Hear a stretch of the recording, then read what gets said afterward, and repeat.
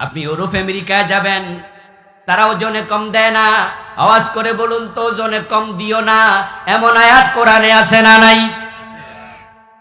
ওয়াকিমুল ওয়াজনা বিল কিসতি ওয়ালা তুকসিরুল মিজান ওয়াইলুল লিল মুতাফফিফিন আল্লাযীনা ইযা ইকতালু আলান নাসি ইস্তাওফুন ওয়া ইযা কালুহুম আও ওয়াজানুহুম ইউখসিরুন। কোরআনে কত ডজন ডজন আয়াতে আল্লাহ বলছে ওজনে কম দিও না। যারা ওজনে কম দেবে তাদের জন্য ওয়াইল দোজক বানাইছি।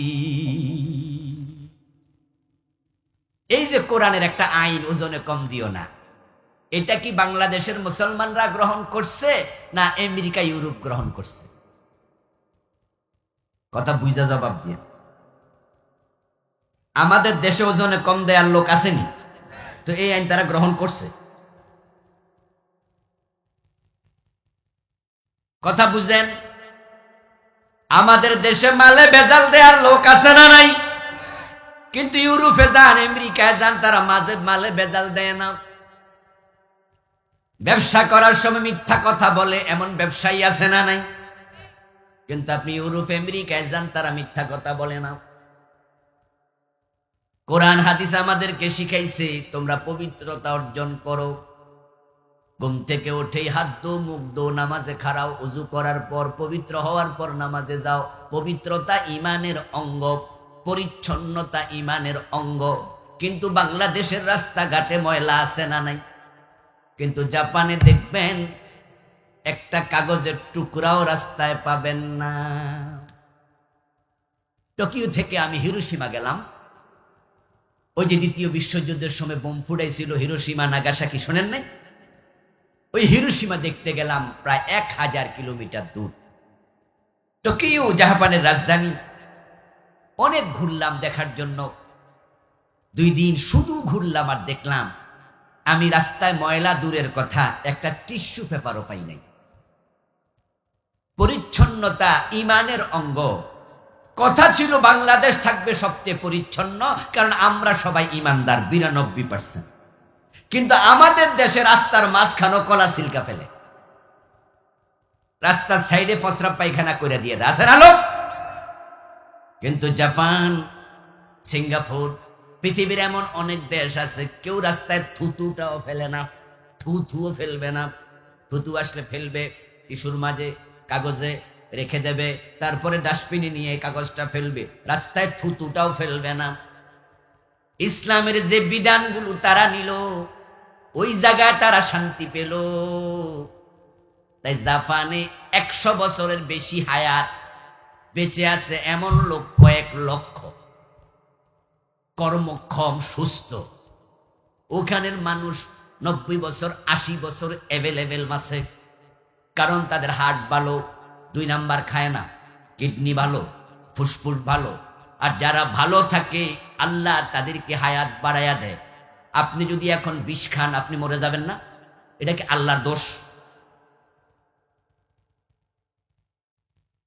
আপনি এখন বিষ খাইলে মরে যাবেন, আল্লাহর দোষ দেবেন কেন?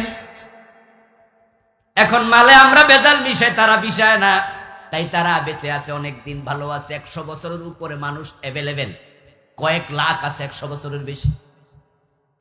আপনাদের পুরা কিশোরগঞ্জে 100 বছরের বেশি হায়াত এমন কয়জন পাইবেন?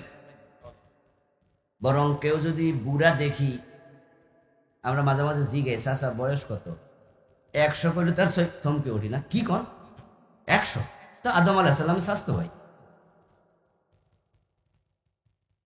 ও দোস্ত, তাদের দেশে ডাকাতি নাই, চুরি নাই। এবার বলুন তো, চুরির বিষয়ে কোরআনে হাদিসে চুরি করা হারাম, চুরি করলে হাত কাটো, এমন আইন আছে না নাই? এখন আমার দেশের মুসলমান তারা ইসলাম পাইলো, কোরআন পাইলো, কিন্তু কপাল পড়া মুসলমান তারা নিজেরা কোরআন গ্রহণ করলো না। তারা কোরআন পাইছে, কোরআন বিশ্বাস করছে, সকাল সন্ধ্যায় পড়ছে, আর এটা তাকে রাখিয়া দিছে, কাম শেষ।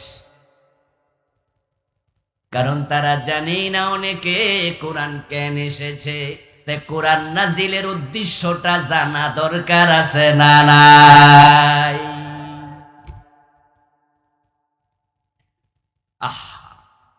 ইসলাম শব্দের অর্থ হলো শান্তি, ইসলাম অর্থ নিরাপত্তা। আল মুসলিমু মান সালামা আল মুসলিমুনা মিন লিসানিহি ওয়া ইয়াদিহি। ইসলাম মানে শান্তি, আসলিম তাসলাম। ইসলাম মানে তুমি ইসলাম গ্রহণ করো, নিরাপত্তা পাবে, শান্তি পাবে। কিন্তু বাংলাদেশে নিরাপত্তা আসেনি।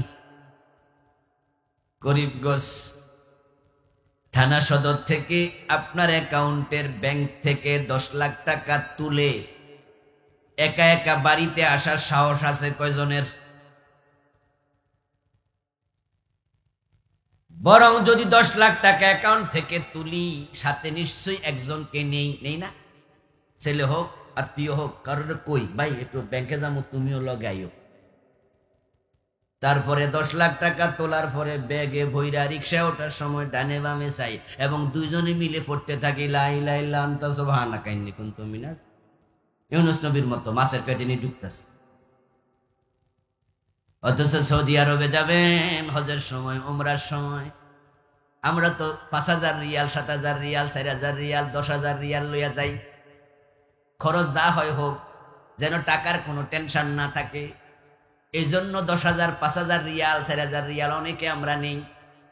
এই যে মানি ব্যাগে লইয়া, পকেটে লইয়া 10,000 রিয়াল, 1,000 রিয়াল মানে তো 33,000, 35,000 টাকা।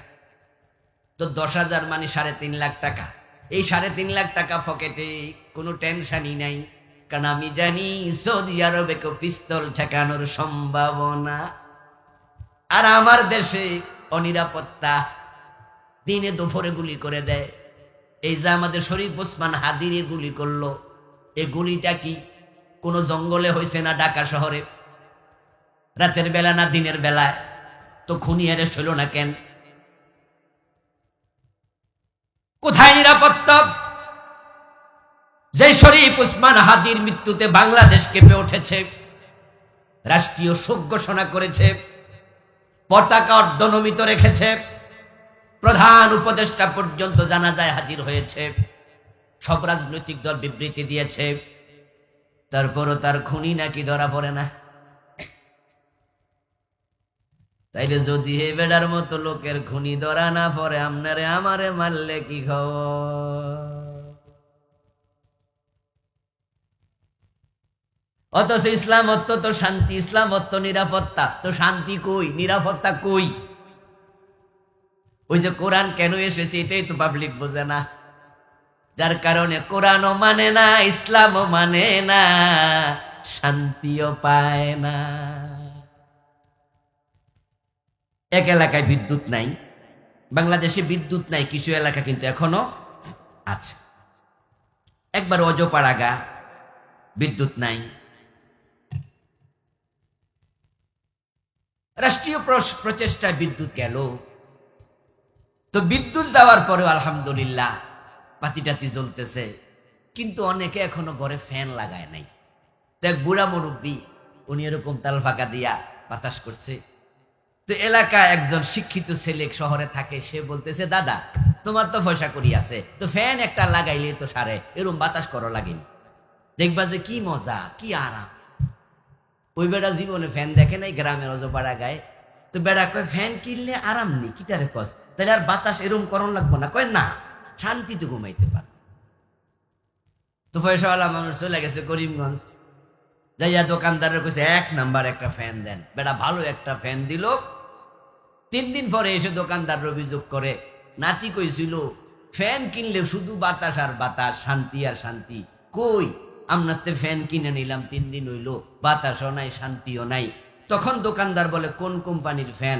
আমি তো আপনার রসিদটাও আনছি, এই যে আপনি এটা দিচ্ছেন। উনি কো মা, বালা কোম্পানির ফ্যান দিলাম, তো লাগাইছেন কোন রুমে? কয় না, চৈতলে রাখছি। ওই যে প্যাকেটটা নিছিল, যেমনে নিচে এমনি কই রাখছে, এটা সুন্দর করে চৈতলে রেখে, ওইটা হলো লাগায়। দোস্ত